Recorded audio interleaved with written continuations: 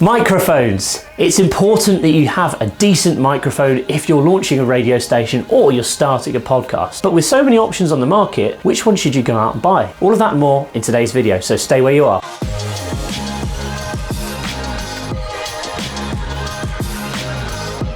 So there are tons of options on the market in terms of condenser microphones, dynamic microphones at huge price variations.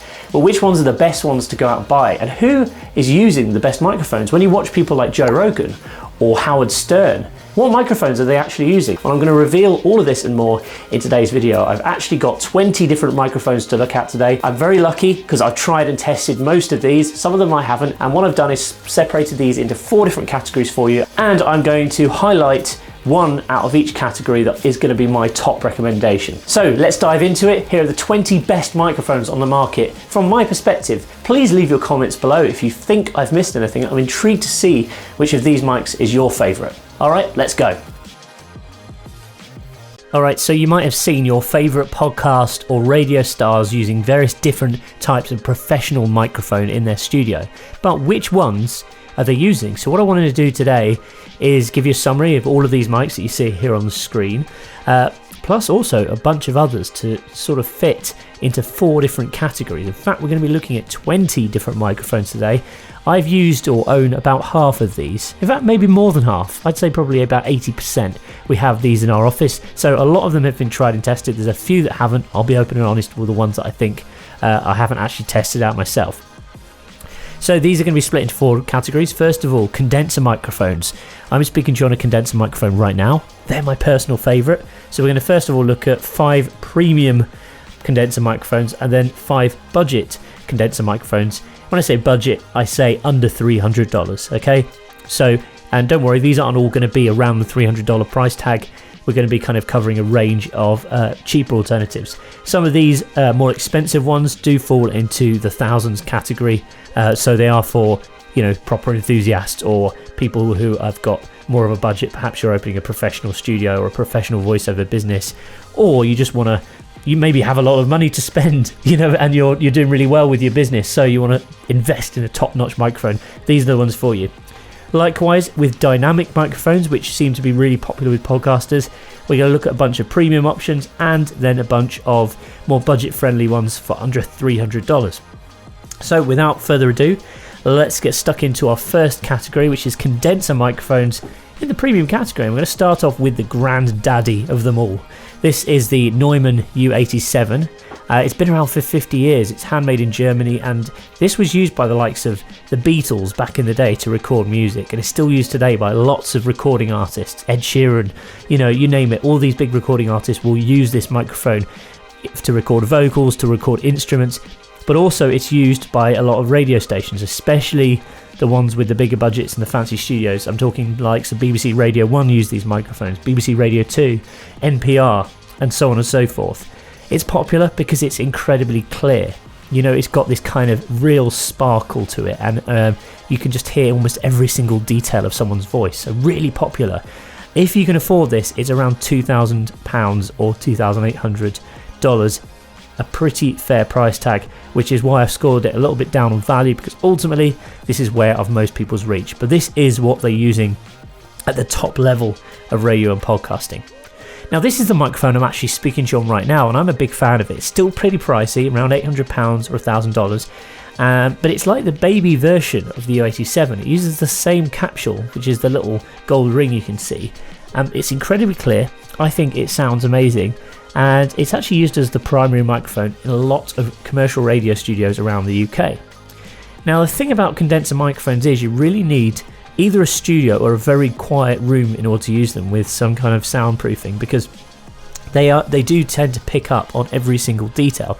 If you've got a lot of background noise, if you've got kids playing out in the garden, they'll pick up on that. So you need to make sure you're in an ideal space if you're going to use a condenser microphone, which is why we're going to get onto a dynamic microphone soon. So let's move up to the next option, AKG C414. Again, pretty similar price tag to the Neumann. The benefit of this is it's more configurable. You can change the polar pickup pattern, which is like figure of 8 and cardioid and all those kind of things. You know, if you're going to be recording instruments, etc., you might want some different options. But again, it's used by a lot of YouTubers, a lot of podcasters. Been around a long time. Again, kind of looks kind of fancy, got a fancy gold mesh, so this is a mic that's really, really popular. Finally, I thought I'd throw this one in here because I see it used in a lot of UK radio studios, especially global studios, so Capital FM, Radio X, they all use this Beyerdynamic mic. I don't really know why, because you don't see it being used a lot elsewhere. But, you know, it's a good quality mic, it's reference grade. I guess it's kind of comparable to the Neumann U87 in a sense, but probably half the price, which is maybe why they're using it. Again, kind of that kind of punchy sound, really kind of reference grade audio quality. So, finally, to round up, we're going to price tag a little bit down now. So this is the Audio Technica AT4033. And I see this used in a lot of radio stations, particularly local, smaller community radio stations, local stations, that kind of thing. It's got a similar vibe to the TLM 103, but it's a lot cheaper. Fairly good clarity, good radio sound. If you want a good sounding mic, this is probably a pretty budget friendly option in the kind of professional category. About £350, $450. So we're going to go for a 6 out of 10 overall for this one. If I had to pick one microphone out of this category, I will go for the Neumann TLM 103, just because I have one at home. We've got a cute few at the office as well, and I just think it sounds amazing. I think it sounds incredible, and I really, really like it. I like it's quite a small form factor as well, so it doesn't occupy too much space, and you know, I'd say 9 out of 10 for quality, 7 out of 10 for value. It's the same kind of microphone as the U87, but it just, I think, sounds just as good, actually. You know, to most people's ears, I think it sounds just as good, and it say overall we rate this one a 9 out of 10. This is my pick for this particular category. So now let's move on to some more budget friendly options under $300, and let's start off with the Blue Spark. Now we have one of these. It's a great microphone. In fact, there's some YouTube videos which are comparing this to the U87. Obviously this is like 10% of the price, and they're saying that it sounds the same, so check it out. It's the Blue Spark. I think this looks awesome, by the way. It's got such a cool form factor to it, kind of retro vibe going on. £180, $230, smart looking. If you want something that's perhaps going to be used on video, pretty cool mic. Next up, this is a relatively new mic. It's not been around for too long. Aston Origin, made in the UK. Good strong steel. It kind of feels really robust, but it's kind of quite small as well, which I like. So it's, you know, you could probably have a bunch of these, carry them around with you if you wanted. I think it's got a nice warm sound to it as well, so it's pretty versatile. You can use it for voiceover work. You can record it, musical instruments with it. Again, it's kind of meant to be a bit of a jack of all trades. Side address, so you don't speak into the end of it, you speak into the side of it, just like the other ones that we've been looking at. So I'm going to go for a good 7 out of 10 on quality, value, and the overall score as well there. Okay, so next up, this I have a bit of a history with, because back in, I think it was like 2003, 2004, when I was kind of first going to radio, this was the first mic I ever actually owned. I bought this, and back then I think it was probably a little bit more expensive than it is now. I think it might have been £150 or $200, something like that. And it sounds amazing. I think for the price of this, you're getting a really good, crisp, clear sound quality. And to this day, you know, we still have a couple of these at the office. They do still get used. But as I say, I've just got this kind of history with it. I really love it because it was the first proper mic I ever owned. And back then, if you wanted to go and buy a microphone, there's not all the options that there are on the market now, which fall into this kind of budget price category. So this was really one of the only options. And certainly USB mics didn't exist back then. So you had to kind of get one of these, you had to buy like a suitable interface and then plug it into a sound card. It was all very confusing. Things like the Scarlett 2i2 weren't around back then, so you know, there wasn't really very many options. But yeah, I love this Behringer B1. Go and check it out. Next up, Audio Technica AT2020. This is really popular. We see this being used by so many streamers, podcasters, home musicians, people who are kind of creating music and creating content. It's kind of got a good sound quality, and it's a budget option by a well-known brand, probably in a similar category to the bigger brother that we were looking at earlier. I'm kind of rating this one like in the mid-level, kind of 5 out of 10. Personally, we've not actually used this mic at the office, and I haven't got one of these, so I kind of am just going based on what I think it sounds like when I've watched people using it. And also, I don't think it looks great. I don't know about you, it kind of looks a bit rubbish. I think they could definitely do better with the design. Anyway, finally, we'll finish up with the Rode NT1. This is a really popular option. We see this being used by people who are recording music at home all the time. I think it's very much just like a go-to mic. A lot of people, when they're going and buying a condenser microphone, will just go and buy default. I don't think it sounds amazing. I don't think it looks great either. again, it's just because it's so common and I just see it everywhere. I'm going to go a 4 out of 10 overall. I'm not keen on this mic at all. Nothing against it. I'm sure it's perfectly good. Just my personal opinion there. What do you think? Please put a comment below. Now, if I have to pick one winner from this category, it's got to be the Behringer B1. I don't know why. As I say, probably just because I've got history with this mic, used it for years, and I remember the first ever time I powered it up, I was like, wow, my voice sounds amazing on this. When you get that first kind of experience of speaking into a mic, and it's all properly configured and sounds great, it kind of just does your voice justice. And I think for the sake of 80 quid, it's so cheap and it's really accessible to anyone. So this is going to be my star for this category. Okay, now let's look at dynamic microphones in the premium category. First of all, we're starting out with another of my favourites, the Shure SM7B. Now, this is a legend. This mic has been around for years.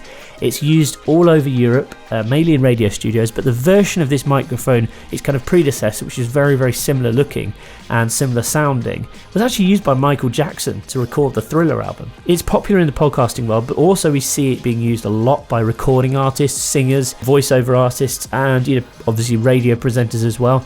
I think it sounds great. I think it's got really good clarity and it makes your voice sound amazing. You saw at the beginning Joe Rogan, he uses these microphones in his studio as well. So overall, I'm going to give this a good old 9 out of 10. Next up, the electro-voice RE20. Now, this is a late night radio legend, and it's been used all over the USA in almost every radio station for years and years and years. And I kind of think it looks really 80s now. Like, it looks like one of those old computers you get, and it kind of goes a bit of a funny colour. But it's popular because it does have those kind of bassy lows and those sort of sparkly highs. It kind of gives you that radio jock sound, but maybe that's a little bit dated now. I don't know. What do you think? I know this microphone is really popular. It's really close to a lot of people, so I'm probably going to offend some people by saying that, but I think this microphone does perhaps it's had its day, and I think there's better options out there now. So I'm going to give it its quality 8 out of 10. Yeah, it sounds pretty good. Value, it's okay. But let's say overall 7 out of 10. I think really this has had its day. I personally would go out and buy all of these in 2020. Comment below and tell me what you think, because I know a lot of people are really attached to this mic.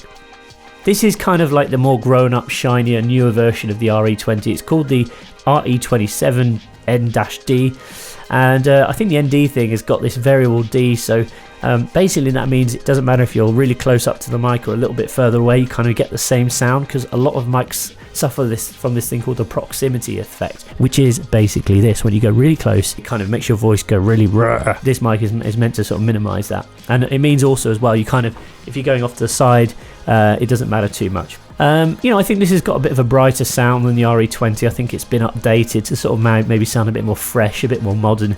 It's about £400, $450. So we'll give this one a good old 8 out of 10. I think it's definitely an improvement on the RE20. But anyway, keen to hear your thoughts. Please let me know below. Now, this is hugely popular for podcasting. This is the Heil PR40, and again, a lot of people compare it, saying you don't really need to apply post-processing to this because it sounds so good, and it's kind of got this radio sound, this kind of jazzed up highs and bassy lows, and it's not always perfect for every voice. I would say that. Some people love the sound of it. I think you need to use it at the right distance to get the right effect as well. It's not the best mic in the world, in my opinion, but I know a lot of people love the sound of this. Again, it's become really popular amongst a lot of podcasters. The good thing about all of these dynamic mics is they work really well when you're up close to them, but they don't pick out too much of the background noise. So they are very good when you're not in a perfectly kind of sound-treated studio environment. Okay, next up, Neumann. This is Neumann's entry. It's kind of like I think it's almost like a dynamic microphone in disguise of a condenser microphone, but it seems to sound okay. I've noticed it's being used now in a lot of the BBC local radio studios in the UK. I haven't really seen it used anywhere outside of the radio industry, and I haven't seen it used by many podcasters, and it's quite new to the market. But it'd be interesting to see or hear from you if you've got one of these. I mean, the videos I've watched on YouTube reviewing this, they all sound pretty decent, and as I say, it's being picked up here and there. I still think that the Shure SM7B is kind of the winner in this category, which is why I've given it the gold star. And we see this being used in podcast studios, radio studios, seeing a lot of home use now, and I just think it's a really good all-rounder. I think the negative thing about Shure SM7B is perhaps that it's not ideal in terms of its looks. I think it could be a bit more snazzy. But you know, it's functional. And also the little weird cable thing that goes around it. What's that about? Why don't they just fix that? Build it into the chassis somehow or something like that. But you know, perfectly functional. We use this in our podcasting studios. We have about, I don't know, 10 of them. We have about 6 in the studio, and we have like 4 that we take out on location to record. So it's a really good, versatile mic. So our final category, dynamic microphones under $300, perfect for home use if you're just getting started. You want a good microphone, you don't have to worry about putting sound treatment in your room or anything like that.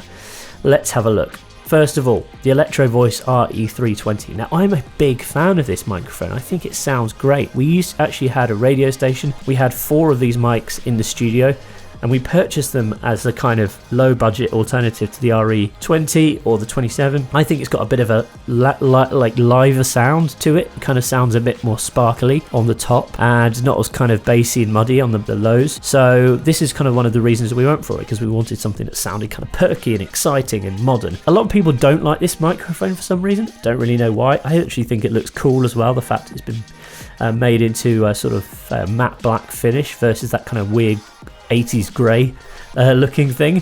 Although ultimately the electro-voice mics all do look the same, and it's kind of a funny looking thing, isn't it? Again, you know, end address microphone is popular with live streamers and vloggers, and that's really the market it's been targeted at, but it's got a great quality sound. So overall, I'm going to give this 9 out of 10. 9 out of 10 on quality, 8 out of 10 on value. About £350 or $440. Now, next up, this has quite recently been released. I think it's about a year old now. And what I really like about this is it's tiny. It's kind of got this neat little form factor. It's all built into one, and you can kind of just adjust it quite easily to how you want, but it kind of also feels quite solid. It's nice and metal. It's got a good weight to it. It doesn't feel too kind of plasticky. It's specifically, by the name, designed for podcasting, and it's perfect if you want to buy, say, 4 mics. You haven't got a huge budget. You want 4 mics that are just going to work for whoever sat in front of them, really. You know, it has a pretty kind of normal sound to it. I wouldn't say it kind of has particular emphasis on the highs or the lows. It kind of just has a nice flat sound, which is great if you just want a good studio setup. Maybe you're just getting started for £100 or $100, £90 investment. It's not a huge amount of money, but again, if you're going to buy 4 or 5 mics, it's great. And because it's so small as well, very easy to take round to you and record any way you want. So overall, I'm going to say 10 out of 10 for value. I think it's fantastic value, this mic. 6 out of 10 as an overall score. Alright, the Shure SM58. Now this has been around for years. This is kind of like one of these microphones that can be slung around. It's like a workhorse, it never breaks, and it just delivers consistent results. It's used pretty much every stage in the world for live music. It can do voiceover, it can do vocals, it can do instruments. It's just great. If you want to get a bunch of mics to carry around with you, this is probably something to consider. Due to its form factor, it's quite easily handheld as well, which is, if you're doing interviews or if you're going to go and record on location, sometimes it can just be handy just to be able to hold onto the mic and not have to worry about carrying stands around with you, that sort of thing. It is popular. It's being used more and more by podcasters as well as by sort of musicians, traditionally, as it would be. And I'd say, it sounds very good. It's a good sounding microphone. So next up, bit of a wild card. This is the Aston Stealth, again made in the UK, right? British quality. And look how cool this looks. It's designed to look like a stealth bomber or something, I think. It's only been around for like a few months, I think, like a year perhaps. But one of the cool things about this is it's got all these different settings that can be tailored to your voice. So if you're looking for kind of that more radio voice, there's a setting for that. If you want to kind of lighten it up, there's just various different settings. I think there's 4 different options depending on your voice, so it can kind of sound different depending on the setting you want. I think there's one in there that's going to kind of sound like more retro as well. It's a pretty cool mic. Again, it's dynamic, perfect for home streaming, and also it's pretty much 7 out of 10 in terms of an overall rating. I'd say I think this looks really, really cool, and I think it's nice how they're being innovative with how they look. But also, it's not for everyone. It's kind of a bit weird looking, I think. I don't know. But tell me what you think. Do you think this looks like a cool mic? Leave me a comment below. Okay, so my final option for you for this whole presentation, wow, we're at 20 mics down, is the Rode Procaster. Now, this is really popular. We see this in so many videos on YouTube. It seems to be the go-to mic, probably because it's kind of called the Procaster, so people just think, oh, it's for podcasters. Now, I think it's good, and I think it sounds decent, but I don't think it sounds amazing, and I think it kind of just is a bit kind of clunky looking as well. It's quite a big mic. It's sturdy, but it's probably not very portable. Let's give this a 7 out of 10 overall. You know, it's good quality, everyone seems to love it, and it's relatively budget friendly, about £159 or $200. But if I had to pick one winner from this category, I think I'd go for the Rode PodMic, just because it sounds pretty good for everyone who's sat in front of it. It's kind of fairly neutral, and also, you know, it's just really, really budget friendly, and it's just such a small, nicely designed microphone. It's not going to occupy too much space on your desk, doesn't really get in the way, and you can easily carry it around with you, and it's just built to last as well. I think it's a great little microphone.